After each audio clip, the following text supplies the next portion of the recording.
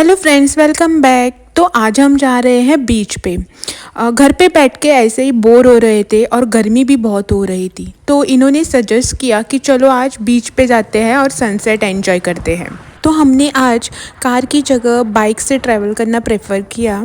तो जैसे ही हम बीच साइड पे पहुँचे तो हमें दिखे स्ट्रीट फूड्स। तो स्ट्रीट फूड खाना तो बनता था, तो फिर इन्होंने ली इनकी फेवरेट शेव पूरी और मैंने ली मेरी फेवरेट गोभी मंचूरियन।